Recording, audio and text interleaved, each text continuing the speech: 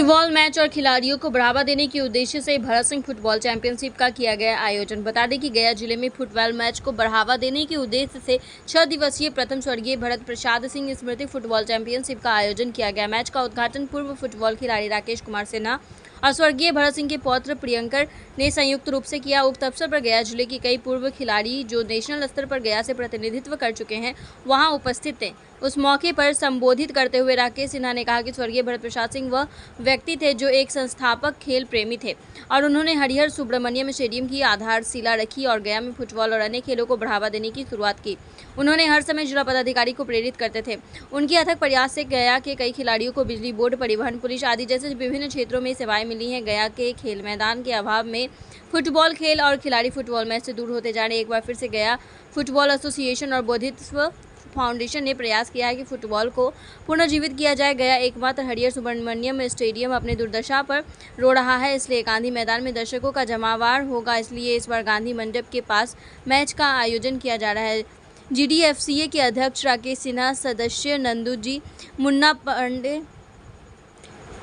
मन्नू पांडे, रामजी, संजू, अजीत जी, Shyamdev, Neeraj, referee Raju, police बड़े करण, कुंदन, चंदन, आनंद, FC Mukesh के योगदान दिया है। संसाधन यहाँ पर जो है हमारे जनप्रतिनिधि कह लीजिए चाहे प्रशासन कह लीजिए, वो ऐसे अफसर आजकल नहीं आ रहे हैं जो खेल को प्रमोट करना चाहते हैं। पहले हमारे कंग साहब थे, वो बहुत खेल को बढ़ावा देते थे। हम लोग के जिस समय हम लोग स्टार्ट किए थे उस समय वो गया में पोस्टेड थे। हम लोग को मैच बुला के मैच करवाते थे। उस तरह का अफसर की आवश्यकता है कि जो खेल को बढ़ावा दे।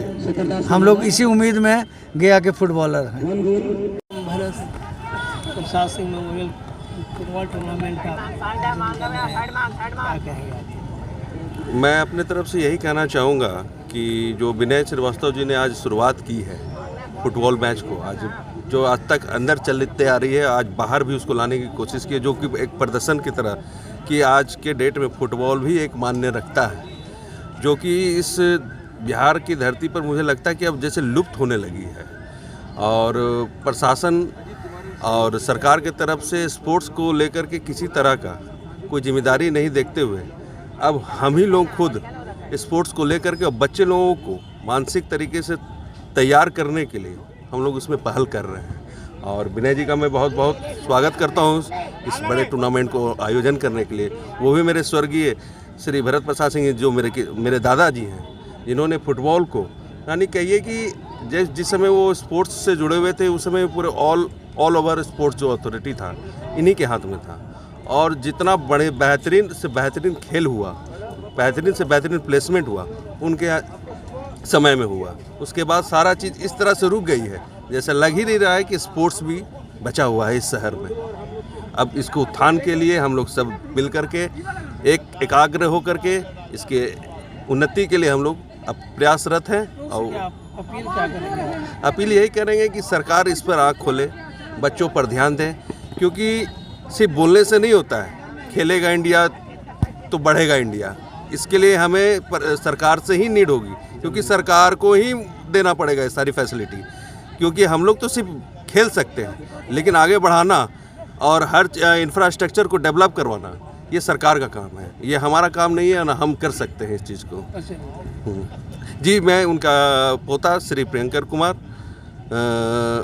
राय बहादुर काशीनाथ परिवार से बिलोंग कर रहा हूँ। ये तो यहाँ के कमिश्नर और DM साहब की मेहरबानी नहीं होती है। उन लोग का कोई प्रायोरिटी नहीं है खेलकूद। इनफैक्ट मैं एक दो बार किसी वजह से मैं मिल भी चुका हूँ और उनका इशारा था कि उनके पास खेल के लिए प्रायोरिटी नहीं है और न फंड है। लेकिन सरकार तो अभी खेलो इंडिया मूवमेंट के तहत बहुत ज़्यादा मतलब देखिए, सरकार की कोई भी पॉलिसी ऊपर दिल्ली चली हुई, आखिरकार अंत में ब्लॉक का अधिकारी ही फील्ड पर इम्प्लीमेंट करता उतारता है नक्शे पे।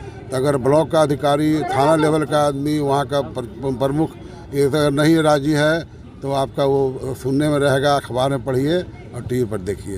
तो यहाँ गया में नहीं है।